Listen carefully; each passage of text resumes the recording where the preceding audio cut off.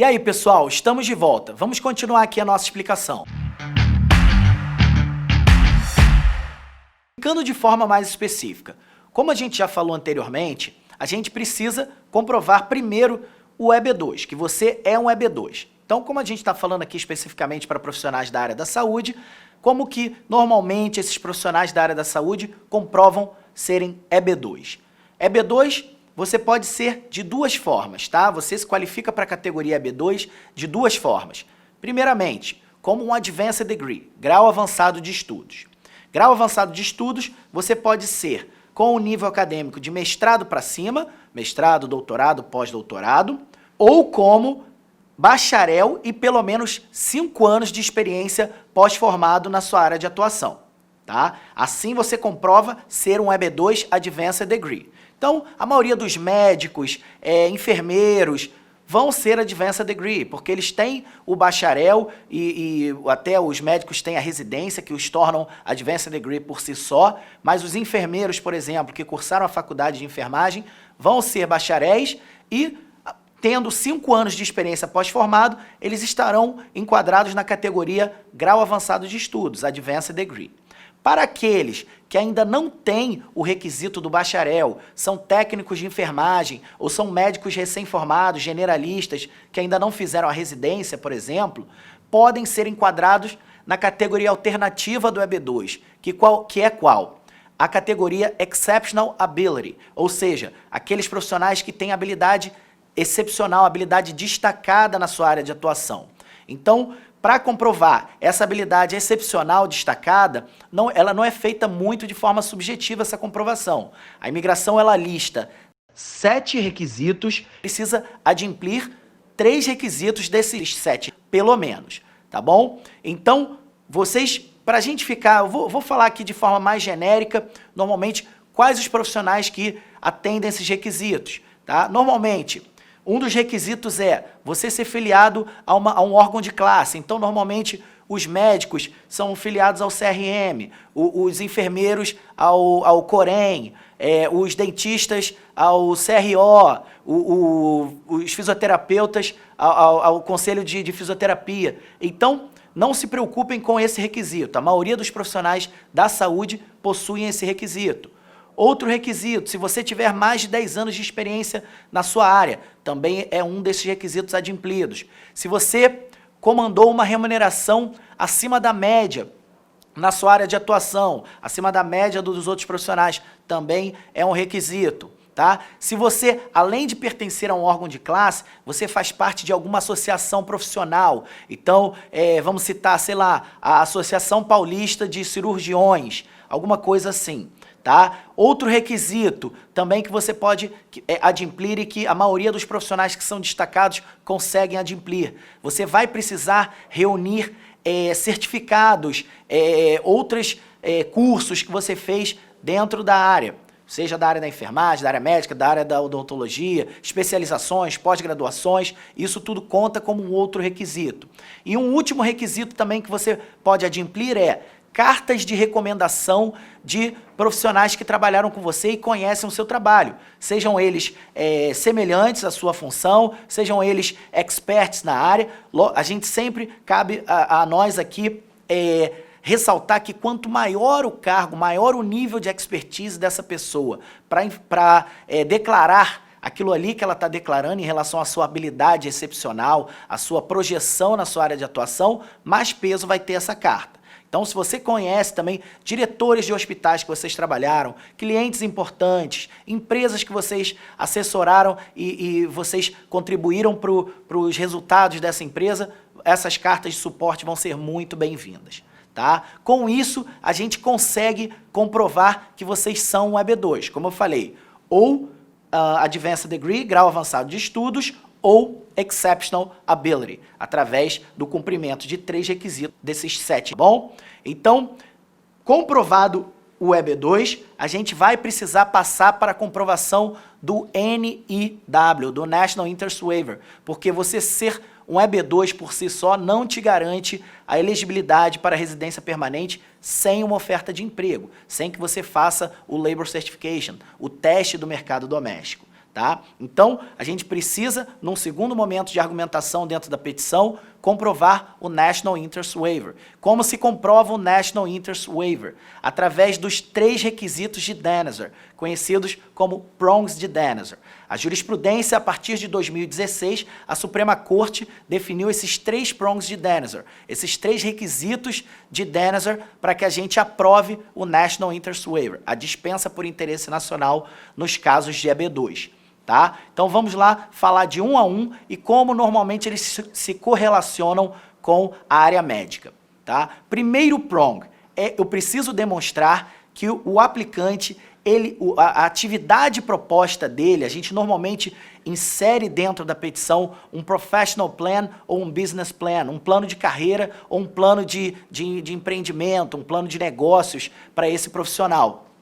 E dentro dessas atividades propostas, a gente precisa mostrar que a atividade proposta pelo aplicante tem mérito substancial e importância nacional. O que é mérito substancial?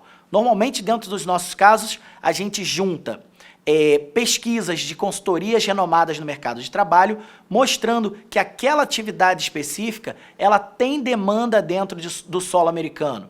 Tá? Você não está se propondo a executar uma atividade que não tem um interesse de demanda dentro do país. E, em segundo momento, como que eu mostro que existe uma importância nacional para essa atuação que você está se propondo a ter nos Estados Unidos? Mostrando que você está vindo facilitar a solução de um problema que é nacional. Eu sempre falo nas minhas palestras ou para os nossos clientes que você não está se propondo a resolver um problema de uma cidadezinha da Flórida ou da Califórnia ou de Nova York. Não. Você está se propondo a vir atuar em um problema que é nacional, afeta todo o território nacional. Esse seria o primeiro prong. Fazendo uma correlação com a área da saúde, fica até um pouco redundante a gente falar, nesse momento de pandemia, por exemplo, de urgência por profissionais da área da saúde, o quanto é importante o auxílio de médicos, enfermeiros, fisioterapeutas da área de fisioterapia respiratória, por exemplo, num momento desse de pandemia e até em momentos extra-pandemia também. Já havia essa demanda gigantesca por profissionais de saúde dentro dos Estados Unidos. E também dizer que é uma demanda nacional se torna um pouco redundante, então eu considero esse primeiro prong de Danaher, de certa forma, de fácil comprovação dentro das aplicações para profissionais da área da saúde. Tá bom? Então, partindo para o segundo prong, eu preciso demonstrar que esse profissional, esse aplicante, ele está bem posicionado na carreira dele para prosseguir nas atividades que ele está se propondo a fazer nos Estados Unidos.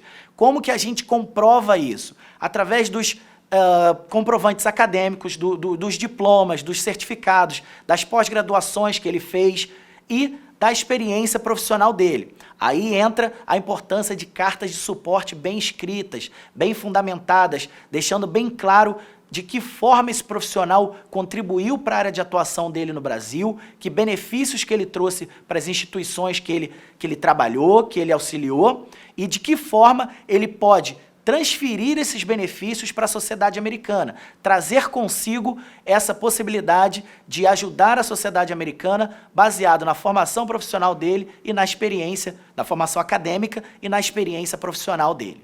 Tá? Então, na área de saúde específica, um médico, por exemplo, vai demonstrar que benefícios que ele trouxe para os hospitais que ele trabalhou, em que tipo de atividade profissional ele trabalhou, da mesma forma para enfermeiros, para dentistas, fisioterapeutas, não vejo muito problema para vocês demonstrarem isso. Um conselho que eu dou é, sejam muito específicos nos benefícios, sejam objetivos. Você não pode falar, eu trabalhei num hospital e fui muito bom para os meus pacientes. Não. Cartas de suporte, eu não posso demonstrar dessa forma. O americano, ele é muito pragmático, então eu preciso demonstrar da seguinte forma. Eu trabalhei no Hospital Central, Hospital das Clínicas de São Paulo, na época que eu trabalhei lá, eu atendi mais de 1.000 pacientes, recuperando 90% desses pacientes, trouxe benefício para os pacientes que eu trabalhei. Então, a gente precisa de números, de quantos leitos novos você criou como diretor desse hospital. Eu preciso de números concretos, tá, pessoal? A gente precisa informar a imigração benefícios concretos e que você pode, sim, usar essa sua expertise para auxiliar alguma instituição americana. Dito isso, vamos para o terceiro prong, tá? O terceiro prong de Denazar é, em balanço, seria benéfico para a imigração, para o governo americano, te dispensar de testar o mercado americano para comprovar que você não vai afetar negativamente o mercado de trabalho doméstico, tá? Então, ou seja, você não precisa de um Labor Certification no seu caso. Normalmente, os dois principais pontos de argumentação para esse prong são, em primeiro lugar, eu mostro que seria muito mais interessante para o país, para os Estados Unidos, que você trabalhasse de forma independente, que você não viesse para os Estados Unidos atrelado a um hospital, alguma outra instituição de saúde que normalmente é exigido para o Labor Certification. Uma empresa, uma instituição, um hospital precisa solicitar esse Labor Certification em seu nome. Já no caso do NW, não. A sua atuação proposta ela é independente, que você possa auxiliar diversas instituições por todo o país, diversos pacientes por todo o país, sem estar atrelado a uma única instituição. Com isso, a gente consegue comprovar que o seu trabalho, a sua expertise, ela vai se irradiar por todo o território nacional.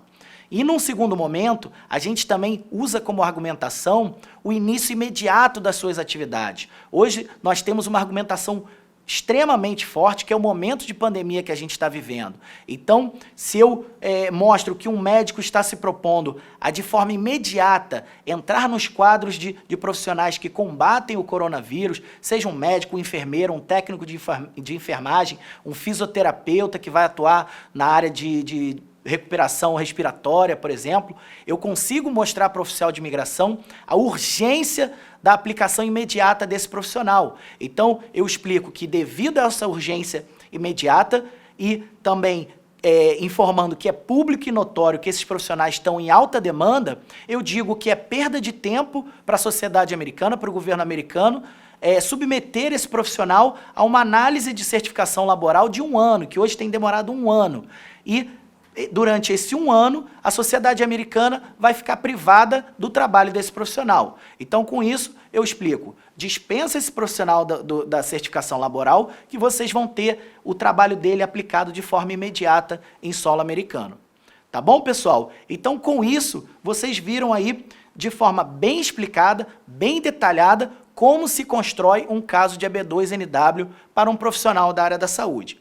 Então, sintam-se confiantes. Se você se identificou, sente que você atende essas comprovações todas, entre em contato conosco, entre em contato com os nossos canais de atendimento, marque uma consulta específica para o seu caso com um advogado de imigração e ele vai te dar todo o caminho para você tirar seu sonho do papel. Tá bom, pessoal? Vejo vocês no próximo vídeo e continue acompanhando a nossa série. Um abraço!